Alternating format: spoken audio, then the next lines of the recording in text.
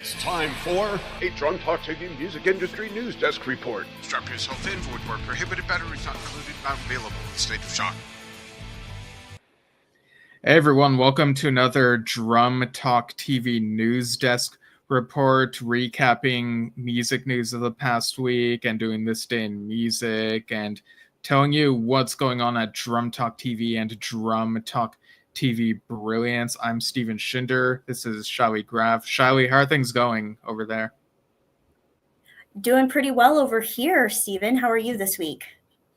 I'm pretty good. Well, we were talking before the show, like yesterday was my birthday, so it was really great, like seeing a couple movies, going to an improv show. It was just an all-around fun time, and I'm seeing friends this weekend as well, so it's a really great time. Very exciting. Happy belated birthday again, and if you didn't bring it up, I was sure going to, so glad you brought that up. Yeah. 31 now, so yeah. Congratulations. Thanks. All right, so I guess that brings us into our next segment. Now it's time for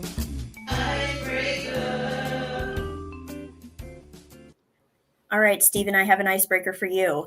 Have you stumbled upon any new music or music that you don't usually listen to this week that has maybe gotten stuck in your head a little bit, or, that's just been on your mind recently?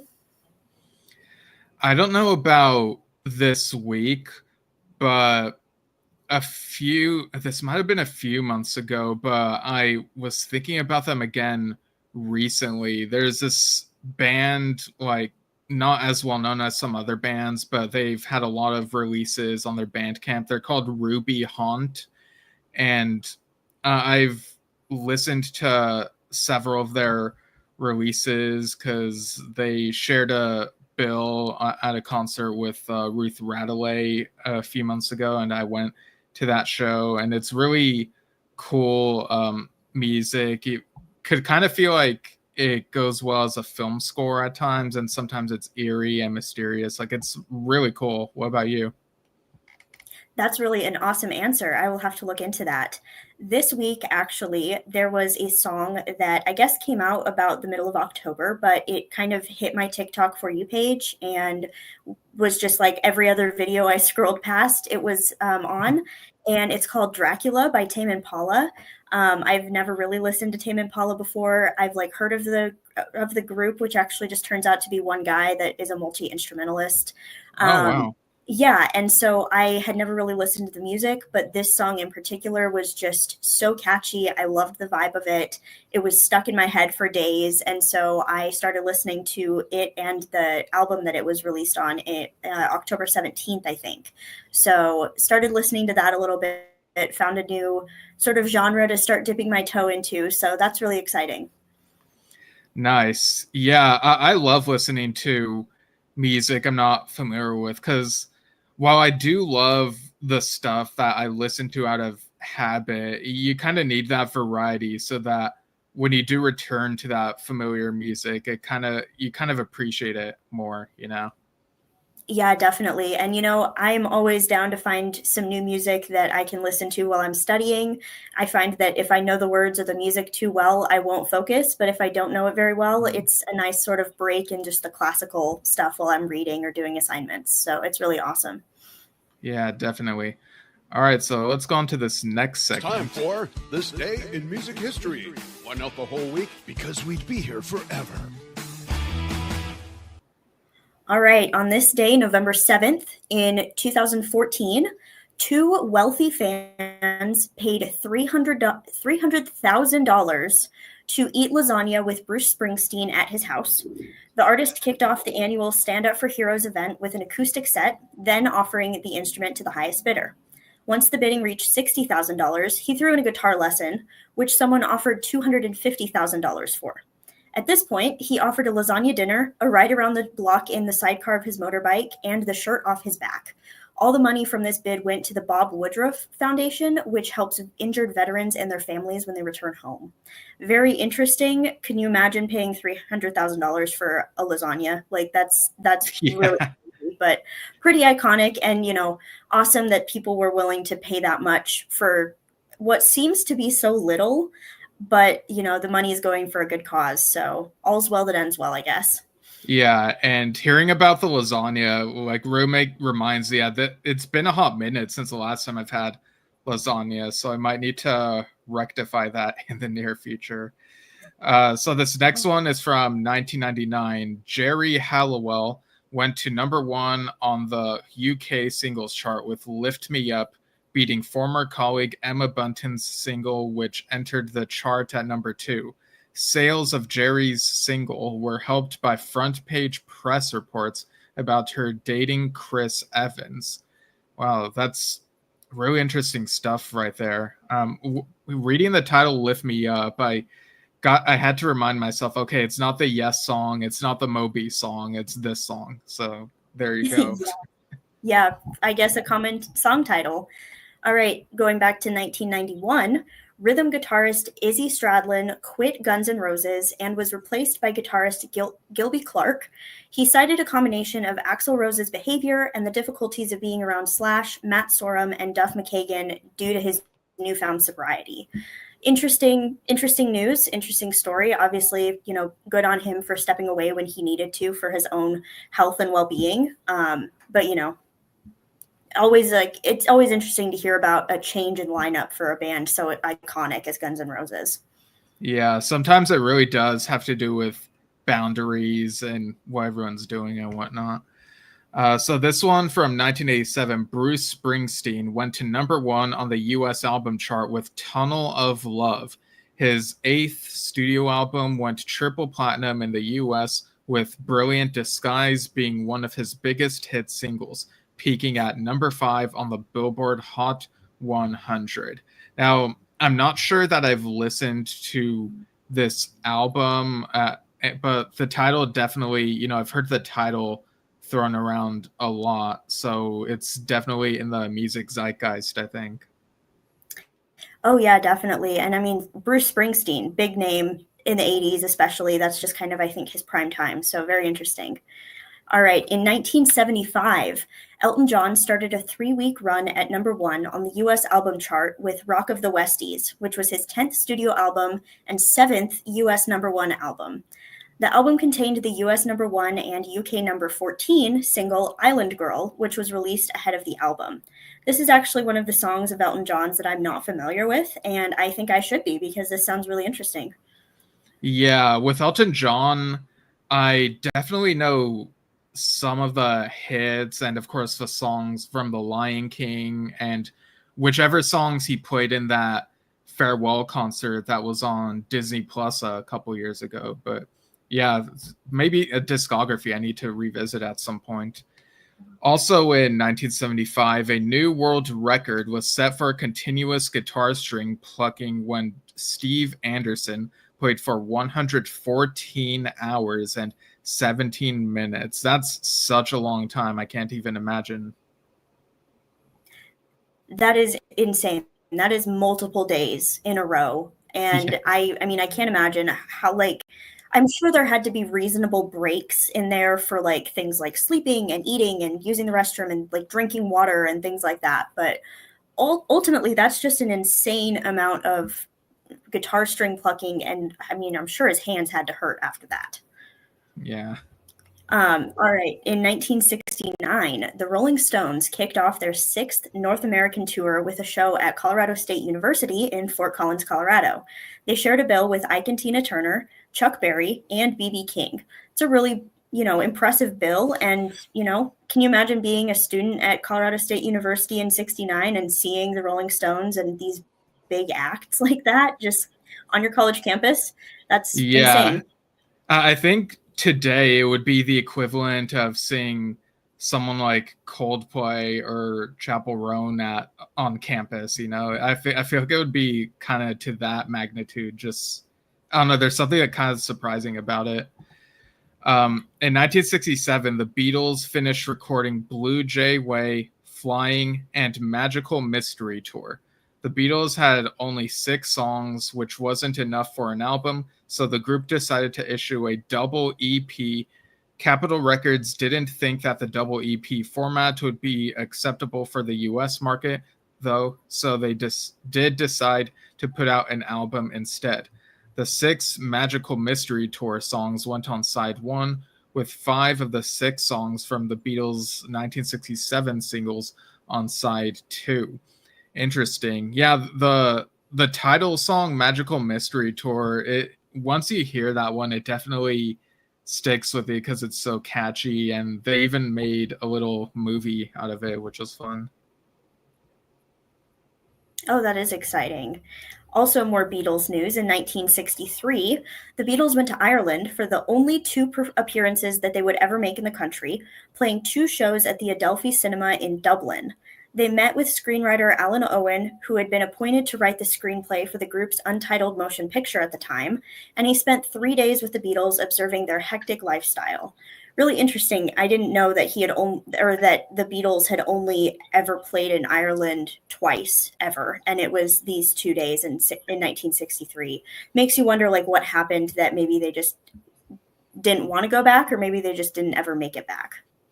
Yeah, I'm sure there are probably some Beatles biographers out there who could answer this, but in some cases, sometimes it just happens to be which locations might seem more lucrative in terms of selling shows and whatnot. So that very well could be a factor for all we know.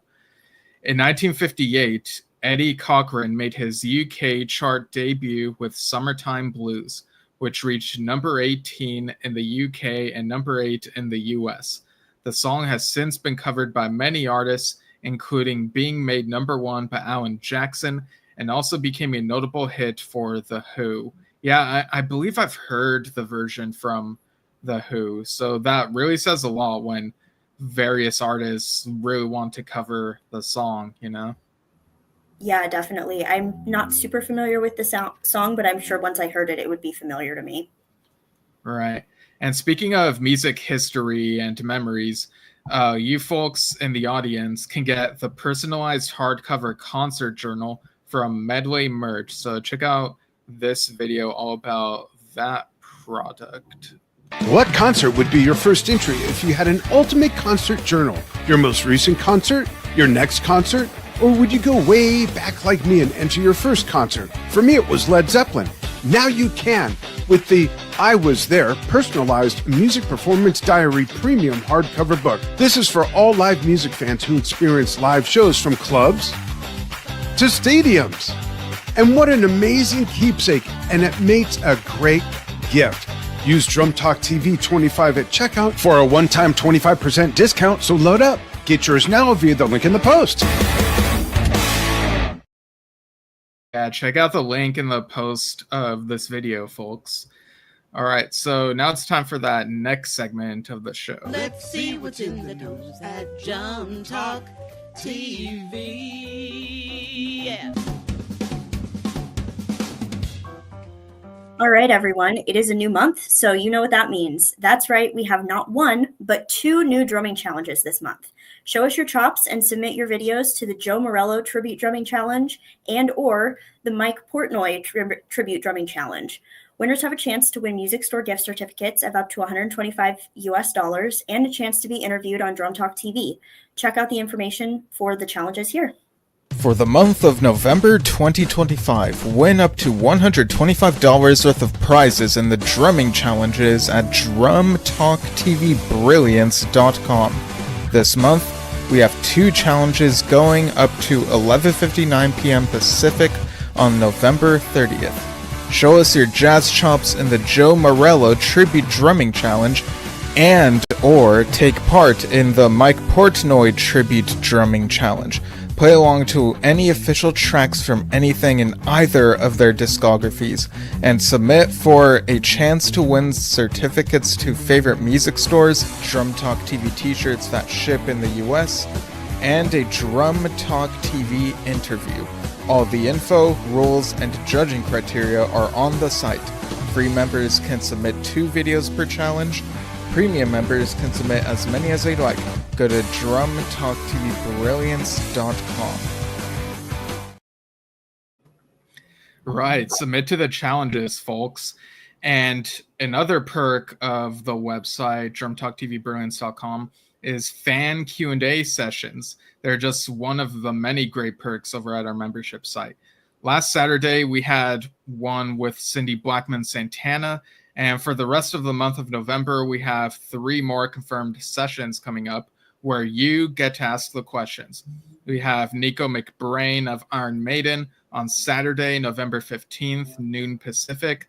Then Alice Cooper's drummer Neil Smith on Wednesday, November 18th, noon Pacific, followed by Jason Aldean's drummer Rich Redmond on Thursday, November 19th, 6 p.m. Pacific. Sign up for the premium membership to get access to those events, as well as our catalog of past fan Q&As and so much more. And folks, if you only want to attend the event itself, there's a gig pass option that you'll be able to get on the site. But I mean, come on, if you get a membership, you'll be able to go all 3 of these. So, there's an opportunity there, but whatever y'all prefer. Definitely. So many great perks over at Drum Talk TV Brilliance. All right, this past week was a busy one for us at Drum Talk TV. On Wednesday, November 5th, on Yes Shift, Dan and Steven interviewed guitarist Brian Willoughby, British guitarist who has worked with Dave Cousins, Straubs, and more. Then Ryan Kaiser, the winner of our Ginger Baker Tribute Drumming Challenge, did a Drum Talk TV interview with Dan to talk about Ginger Baker, influences, and drumming. To finish out our busy Wednesday schedule, Matt Indies, founder of Phoenix Area Drummers and drummer for Rock and Roll Hall of Famer Michael Bruce, came on the show for an interview and told a heart transplant story. And earlier today, Dan and Jeff Berlin went on air with another episode of Rhythm and Lows, the show where jazz fusion bass virtuoso Jeff and Drum Up a Storm Dan talk about their favorite bass and drum teams. Yeah, really great stuff. And that conversation with Brian Willoughby was great because we got to talk about The Bridge, an album that he did with now late Dave Cousins, and apparently it had a limited release 30 years ago, so it's cool that it will be available again. And I see I see a comment, but I'll read after this bit. So regarding more Yes Shift stuff, I did a news desk edition over there last Sunday, and we'll do another one this coming Monday at 2 p.m. Pacific. I also talked about my vinyl copy of 9012 Live, The Solos, earlier today. Yes, live album from 40 years ago. And I'm planning on talking about my vinyl copy of Levin Torn White on Wednesday the 12th at 2 p.m. I'm also going to be seeing a Yes concert on the 13th and a Steve Hackett concert on the 14th. So everyone can expect my review of the Yes concert on the 14th at 10 a.m. Pacific. And I think I may put a little bit of a time buffer just so people don't get things too close back to back. So the review of the Steve Hackett show, I think, will be on the 16th at noon Pacific. But yeah, and I see in the comments, Lindsay McDonald says, Lindsay from Utah, Drum Talk TV Brilliance rocks. Thanks. We really appreciate it, Lindsay. Yeah, thanks for tuning in. And definitely exciting stuff sounds like going on over at Yes Shift. So definitely go check that stuff out. On Tuesday, November 4th, contestants went head-to-head in the 90s funk, metal, and prog trivia. Join us on Tuesday, November 18th for our next game show for trivia on famous musician quotes. We'll give you the quote, you tell us who said it. Go to our website, drumtalktvbrilliance.com, navigate to our events page, and RSVP for the event so the game link is sent directly to your inbox the day of the game. Yeah, definitely. People can see all the info on the site. All right, so now we have to take a moment for this next bit. And now a moment to acknowledge those who have passed. All right, so first up we have Donna Jean. So Donna Jean Gottschalk McKay, singer of the Grateful Dead, passed away this week after a lengthy battle with cancer. The New York Post reported that her family confirmed the news and in a statement said she was a sweet and warmly beautiful spirit, and all those who knew her are united in loss. Born in Alabama, she got her musical start in the band Southern Comfort. She sang backup on 2 Billboard Hot 100 #1 hits during her time as a session singer. It's featured on Percy Sledge's When a Man Loves a Woman in 1966 and on Elvis Presley's Suspicious Minds in 1968. She and her husband, Keith, joined the Grateful Dead in 1971, and she was featured on 7 of the band's albums. Since then, she's released a variety of other music, both as solo projects and with other groups, and released her final studio album, Back Around, in 2014. She was also inducted into the Rock and Roll Hall of Fame as a member of the Grateful Dead in 1994. She was 78 years old at the time of her passing. Yeah, so, with the Rock and Roll Hall of Fame, it can take a while for bands to get inducted, so it's good that they got that taken care of back then. But yeah, this is definitely a huge loss here.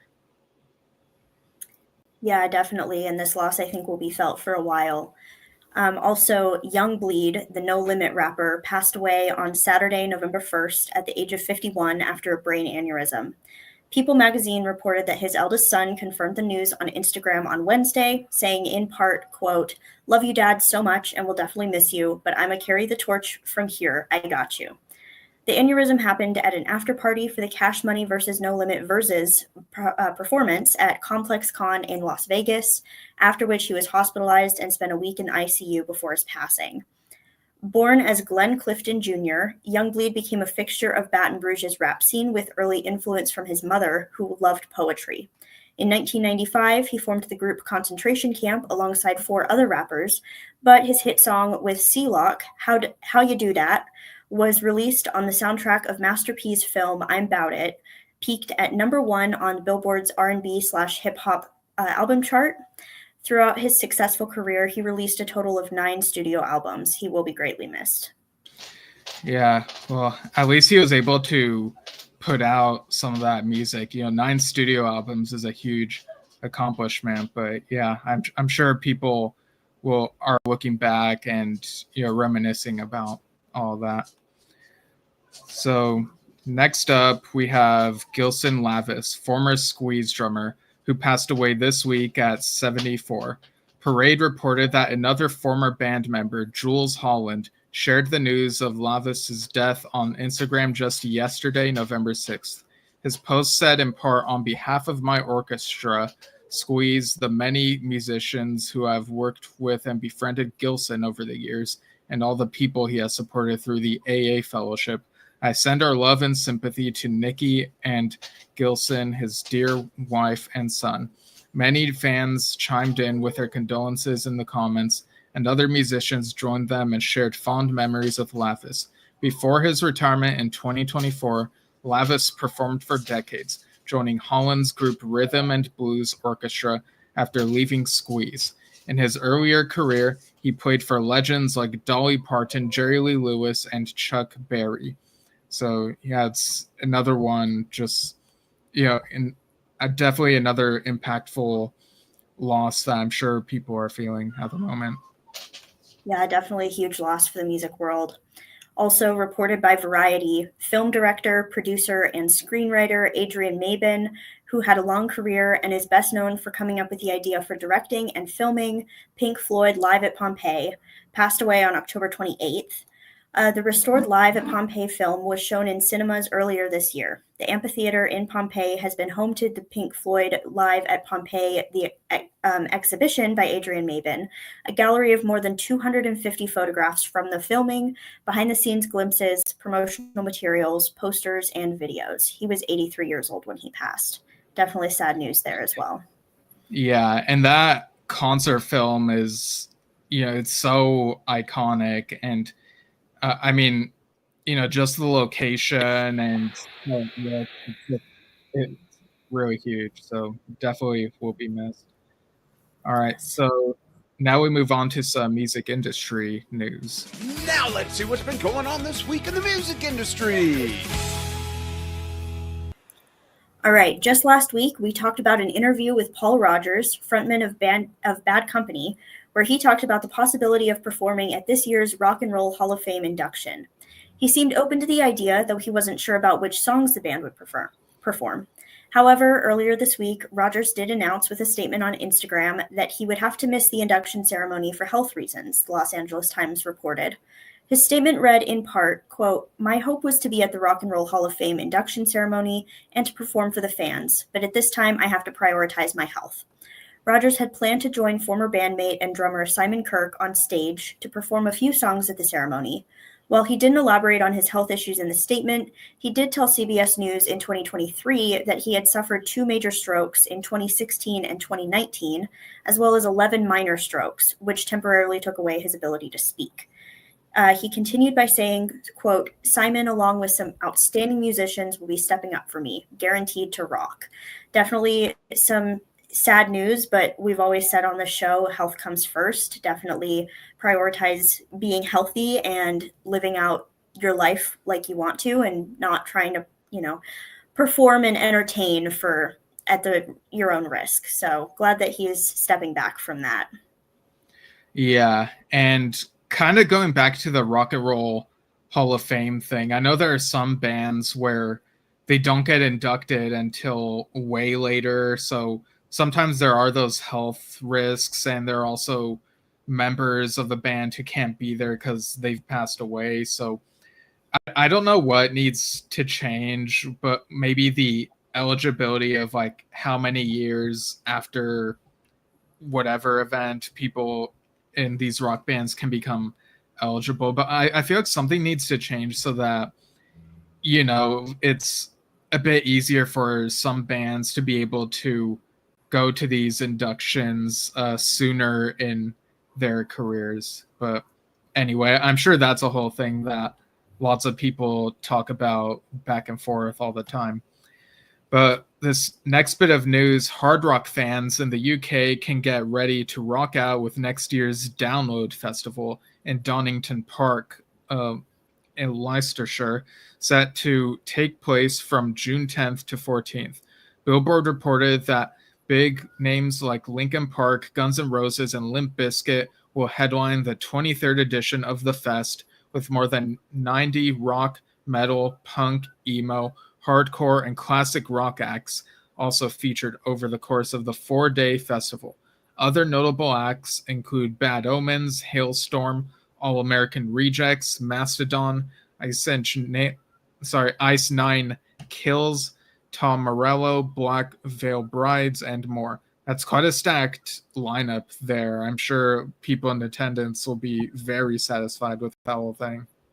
Yeah, definitely. I mean, that's a big mix of genres as well. I mean, looking at some of these bands that are going to be coming together, that's really exciting for a lot of fans of all ages and genre likes. So, and it sounds like, the UK is one of the biggest countries, I think, or regions that have these big music festivals like pretty frequently. So that's very exciting for those fans there.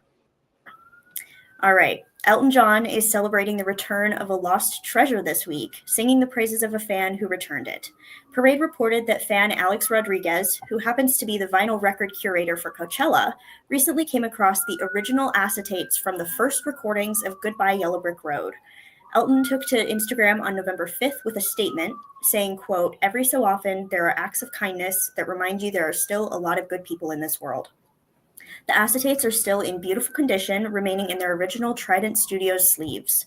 Elton's statement continued, quote, "While they be valuable to anyone, to me these recordings are truly priceless, and I am incredibly grateful for his kindness, generosity, and his love of music. Thank you, Alex. This is a gesture I'll never forget." It does remain unclear whether Elton was referring to his 1973 chart-topping double album or just the song Goodbye Yellow Brick Road, the title track. Regardless, this is wonderful news, and history has definitely been recovered. So very exciting, and glad that Elton John got to see this all come back to him. Yeah, because sometimes we do hear about certain, pieces of history or media getting lost. So it's always great to have that recovered. And hey, perfect timing with Wicked for Good coming out soon. So you got that Yellow Brick Road theme going on there. All right, so this next one is about Jimmy Buffett. So While Jimmy Buffett passed away in 2023, his spirit lives on and is headed to space, as an announcement this week revealed. Parade reported that Margaritaville and the International Space Station National Laboratory have teamed up to create a mission patch inspired by Buffett's dedication to the environmental conversation. And we actually do have the patch right here on the screen. The patch features the space station and a palm tree leaning over a body of water, with ISS National Lab written across the top and Margaritaville and Jimmy Buffett written along the bottom. According to a statement from Margaritaville, the proceeds from the initiative will go toward funding for, quote, innovative research with a potential to shape a more sustainable future for us all, unquote. And yeah, this is really cool. Before this, we were talking about how great this patch looks, like the dimensions of it, like how it looks like it's spacious, and the lines of the stitching. I think it looks really cool.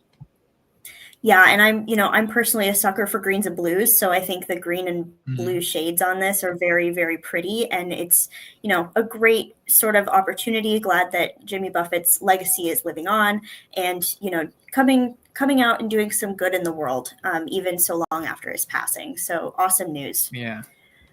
In other news, Radiohead, legendary alt-rock 2000s band, reunited for the first time in 7 years on Tuesday night. Parade reported that this long-anticipated return to stage happened at Madrid, Spain's Movistar Arena, with a 25-song show, marking the official start of their 2025 European tour. The group's set included songs spanning their entire careers, performing Sit Down, Stand Up from their 2003 album Hail to the Thief for the first time since 2004. They also pulled out Subterranean Homesick Alien from album OK Computer for the first time since 2017. The band hit nearly every era of their catalog, with several fan favorites making an appearance. However, their most popular song didn't make the cut. The band has opened up in the past about their love-hate relationship with their hit Creep, and in 1993, singer Tom York shared that he didn't think the song was very good. However, in 2017, rhythm guitarist Ed O'Brien told the Rolling Stone that he liked the song, but, quote, "we do err towards not playing it because you don't want it to feel like show business," unquote. The band will continue on their European tour through the end of the year, featuring multi-night runs in Bologna, Italy, London, Copenhagen, and Berlin. Very exciting news for Radiohead fans. Yeah, and I like what they say here about their hit song. And, there's some other bands that I really love, but when it comes to, these other bands' set lists, they always feel that they need to include a couple of their hit songs, and they always sound great when they get played, but I always think to myself, guys, come on, you can change it up a bit. We've heard these hits at other of your past concerts. I would swap these out for something more obscure, but yeah, that's just the struggle of being a concert goer, I guess. We are jumping back in time for this next item. Yeah. Parade wrote an article this week about the Monkees and their unbroken chart record, even 58 years after it was set. In 1967, the band released 4 albums in just 1 year, and each one reached number 1 on the charts. No other band has ever achieved this feat since, though a few have come close. Here's how it all went down. Their debut self-titled album spent the last 8 weeks of 1966 and first 5 weeks of 1967 at number 1, before their sophomore album, More of the Monkees, replaced it in February that year, spending 18 consecutive weeks on top. Their third album, Headquarters, hit number 1 in June 1967 before spending 11 weeks at number 2 behind the Beatles' Sgt. Pepper's Lonely Hearts Club Band. The Monkees climbed back to the top spot in December that year with their fourth album, Pisces, Aquarius, Capricorn, and Jones Ltd., spending the last 5 weeks of the year at number 1. A total of 8 groups came close to this record, including Elvis Presley, the Kingston Trio, Herb Alpert and the Tijuana Brass, Elton John, Garth Brooks, the Glee cast, Taylor Swift, and of course the Beatles. They managed to almost catch up to the Monkees in 1964, 65, and 66 when they hit the top spot with 3 albums. Elvis Presley hit number 1 twice in one calendar year, once in 1957 and the second time in 1961. Remarkably, the Glee cast scored 3 number 1 albums in 8 weeks between May and June in 2010. So yeah, that's what a feat, you know? Yeah, definitely. And the more time goes on, the more I think that maybe this record is one that's just not meant to be broken. I think that back in the 60s when the Monkees were releasing all of these albums was really just like the peak time for music, and they were able to just put music out so much faster, it seems, than these days. And so it's really interesting that they managed to get 4 hit albums in basically 1 year. That is really exciting, and obviously has cemented them as one of the most iconic bands of all time, I think. On Monday, November 3rd, fans were treated to a rare performance from legendary soul group LaBelle on Good Morning America. Parade reported that Patti LaBelle and Nona Hendrix, both now 81 years old, took to the stage celebrating the show's 50th anniversary, playing their timeless hit Lady Marmalade. The song topped the charts in 1975 and became an anthem of confidence and liberation, and has since been covered a few times by more recent artists. Though the reunion was bittersweet without Sarah Dash, the other third of this powerful trio, they honored her with their warmth, soul, and chemistry.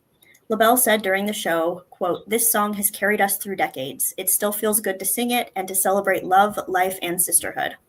Monday also marked the group's first major televised reunion since their 2008 comeback album, Back to Now, decades after their original split in the late 1970s. Very exciting news, and very happy that both of them were healthy enough and able to appear on live television and sing such a timeless hit. Yeah, definitely. And sometimes 2008 doesn't seem like that long ago to me, and then I have to do the math and remind myself, oh, that was 17 years ago. Wow, time flies. A Welsh rock band, Alarm, has a new album coming out in 2026, a bittersweet ending to a long chapter in the group's history. According to Parade, frontman Mike Peters, who passed away in April from cancer, is featured on this record, titled Transformation.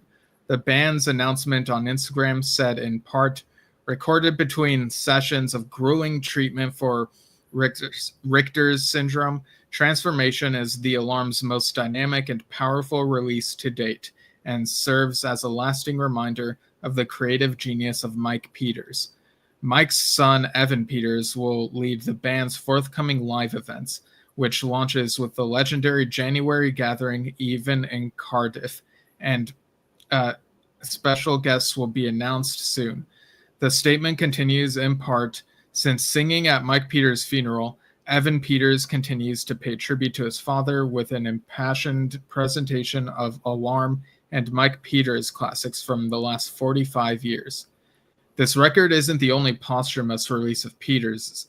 His autobiography, Hope 1991 to 2005, is soon to be published, and the band will host a special event tied to their release. So I'm glad to hear that they seem to be happy with the album, and it's going to be a final testament from the sound of it. Yeah, definitely. I think that the band will probably continue on, and I'm glad that his son is able to carry on the legacy of the band while honoring his dad. I think must be just such a special way to feel closer to his dad after his passing. So very exciting news for that band. Also, earlier this week, the first trailer for the upcoming Michael Jackson biopic, titled simply Michael, was released. NME reported that the film, set to hit the big screen on April 24th, 2026, will feature Jackson's real-life nephew Jafar Jackson in the title role, and Oscar nominee Coleman Domingo playing his father, Joe Jackson. Neil Long will play his mother, Catherine, and Miles Teller will play John Branca, the lawyer, manager, and co-executor of the Jackson estate. The trailer features clips of Jackson in a studio with Quincy Jones as they lay down a take of a song apparently from the Thriller era, along with glimpses of him on stage.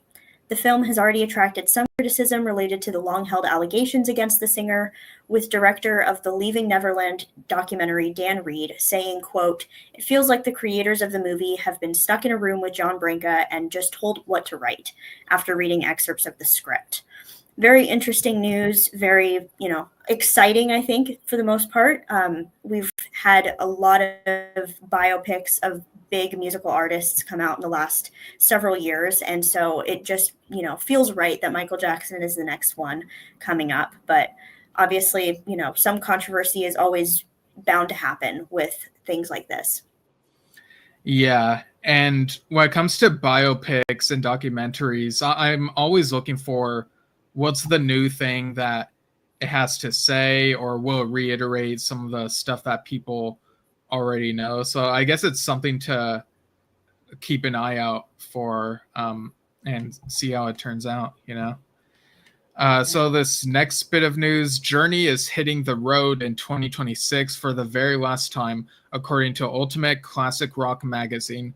The iconic band announced their farewell tour, dubbed the Final Frontier Tour, this week, which will kick off on February 28th in Hershey, Pennsylvania.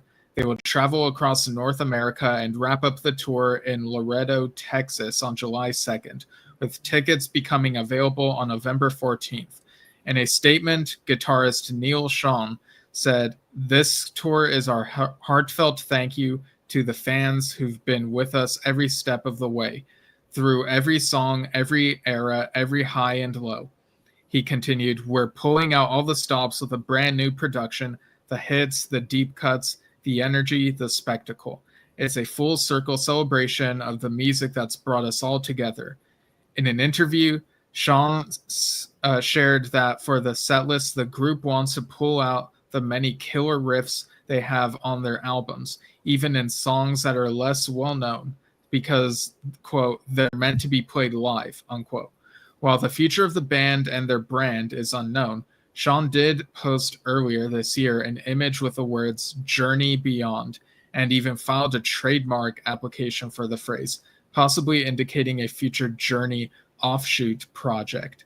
So if that's interesting to speculate about, because when it comes to bands and their names, a band name is essentially a brand name, and fans can really get into these debates about whether the band deserves to continue using the name. But I think putting like another word in there, like Journey Beyond, possibly alleviates some of those debates that would otherwise come up. Though I'm sure there have already been debates with Journey's various lineup changes over the years. But yeah, it's an interesting thing to keep an eye out for as it progresses. Yeah, certainly some very exciting news there. And, obviously Journey is a very iconic band. I'm sure I'm not as familiar with some of their hits as I should be, but, Don't Stop Believing is just so iconic, and one of, my best hype songs, I think, and just for so many people. It's just a song that everyone can sing along to and enjoy. So very exciting to see that they are continuing and going to have such a fun and intense tour next year. Right on. All right, so that brings us to the final segment of the show. Here's a reminder of what's coming up soon on Drum Talk TV. All right, so submit your entries to this month's 2 drumming challenges. Play along to official tracks with either Joe Morello and or Mike Portnoy, and submit your videos to drumtalktvbrilliance.com. Free members can make 2 submissions to each challenge, and premium members can make as many submissions as they'd like. The deadline is November 30th, 11:59 p.m. Pacific Standard Time. Yes, and don't forget to RSVP to our next game show for Famous Musician Quotes Trivia on November 18th at 6 p.m. Pacific, 9 p.m. Eastern. Go to drumtalktvbrilliance.com, navigate to our events page, and sign up so the link will be emailed directly to you the day of the show. The events page will also show you the Q&As we'll have coming up this month. So make sure you register as a premium member or get a gig pass as we market the Q&As with Nico McBrain, Neil Smith, and Rich Redmond coming up. Right, lots of exciting stuff. So yeah, I guess with that, we'll see everyone next week. So thanks for tuning in, everyone, and thank you, Shiley, for putting together these news items and co-hosting this. And yeah, just another great show. Yeah, definitely. Thanks, Stephen, so much. And everyone, thank you for watching and have a fantastic weekend.